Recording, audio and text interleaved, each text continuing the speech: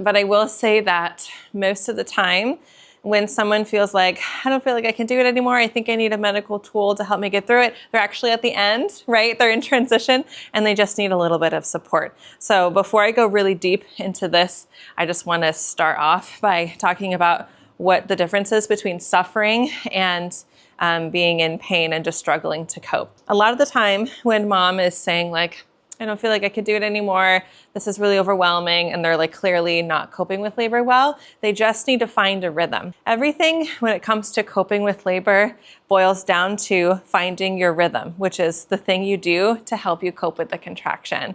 So if you can figure out that when you're in the shower and the water's hitting your back and you're rocking back and forth, or maybe your man's in the shower with you and you're holding onto them and maybe you're like lunging back and forth, like holding onto them or something, you're coping with labor well.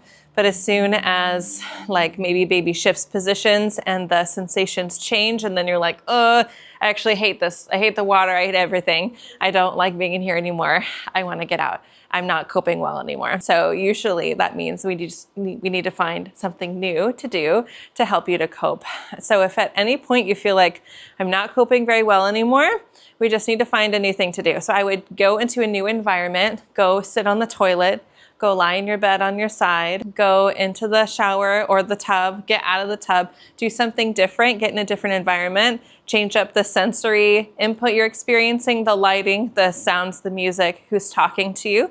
I would change all of that up. And sometimes a whole shift in what's going on in the environment can really help you. It's amazing when you're in labor, you'll understand, and you've probably experienced this, like when you have a contraction in one position, it's so much more tolerable than another position. And so if you're not tolerating it, you might just haven't found the thing that's helping you tolerate it better. When someone is suffering, typically they are trying lots of different things and nothing is working.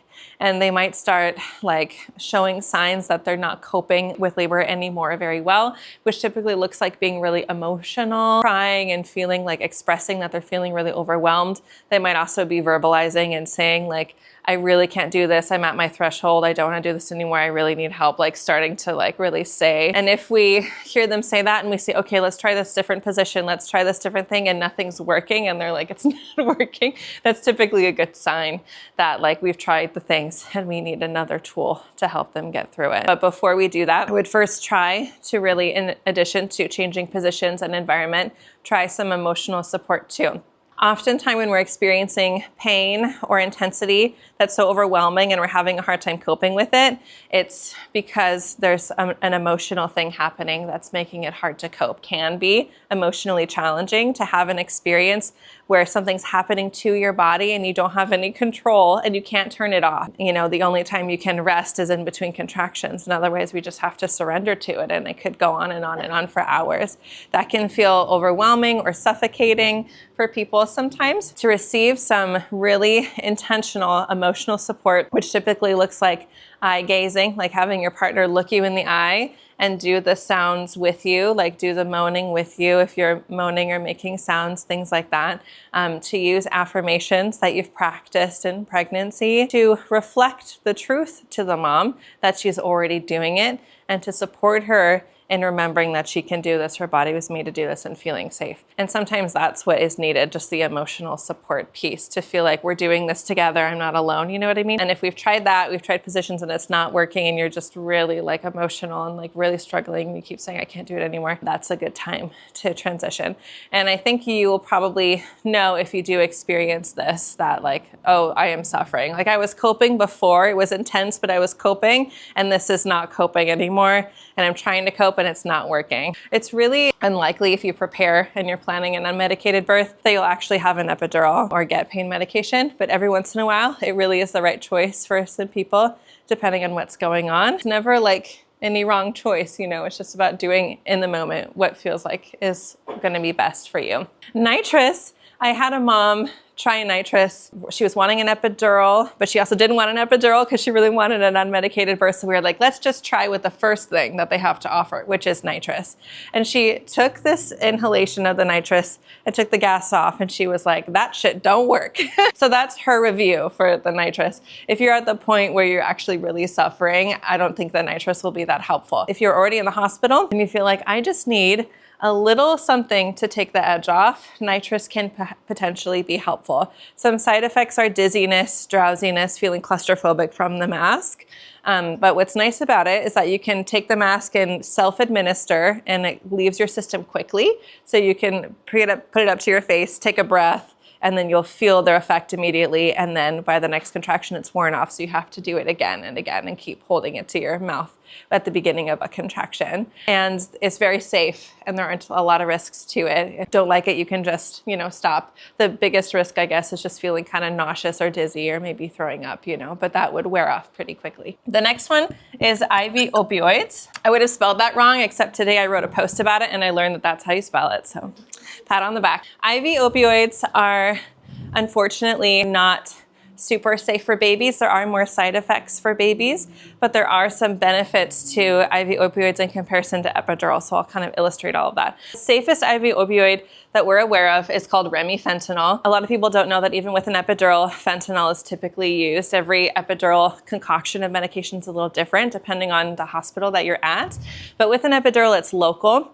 So it's not running through your veins and through your system in the same way that an IV opioid would, If you feel like, I really don't want an epidural because I want to have the freedom of movement, I want to reduce my risk for tearing, I want to catch my own baby, I want to have more self-agency, I don't want to be strapped to the bed, all those things that come with an epidural, you could get an IV opioid. And it's really effective at reducing pain significantly. So if you're just really at that place where you're like, I feel like I'm suffering, if you go in and you get IV fentanyl, it could help you maybe even almost sleep or just really relax, to have a break, to kind of catch your breath and have a little bit of pain relief. And then it will wear off. And then you can continue to have the unmedicated birth that you want. So you don't have to compromise all those things that you're wanting for an epidural. If you want to try that first, that's something you can try. Some moms will use it and then the contractions come back and they're like, yeah, no.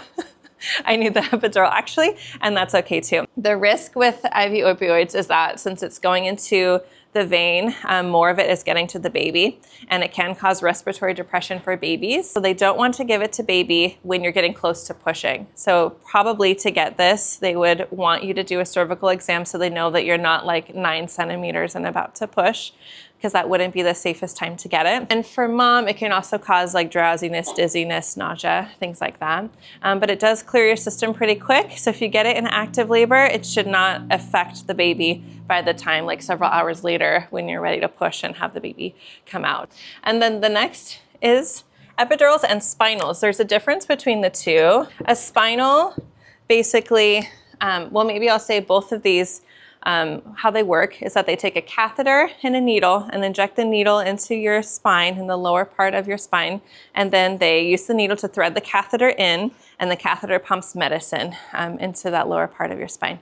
With a spinal, it works faster, so they can get it started and then you can feel relief almost immediately, but it only lasts about 2 to 3 hours. So if someone comes in and they're about to push the baby out, they might say it's too late to get an epidural because by the time it starts to work, your baby's going to be born. So that happens sometimes. People plan for an epidural and they go in and they're like, sorry, you're 10 centimeters, it's too late. And they're like, what? But if you get a spinal, maybe you go in active labor and you're feeling like I really need some medication. They give you a spinal, it works immediately.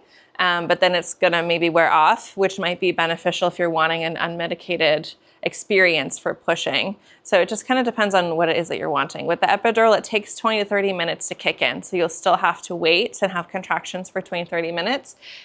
Typically when they give you an epidural, they want you to lie flat on your back, which is stupid, but it is necessary because lying flat on your back helps the medicine to balance everywhere. Lying flat on your back for half an hour also is really unsupportive for positioning. It's usually okay as long as after that 30 minutes is up, you start moving and getting into different positions. Positions with an epidural that I recommend you labor in are lying on your side with your leg on top of a peanut ball, and they'll have peanut balls at the hospital, so I would ask for one. Unmedicated or medicated, when you get to the hospital, I would ask for one.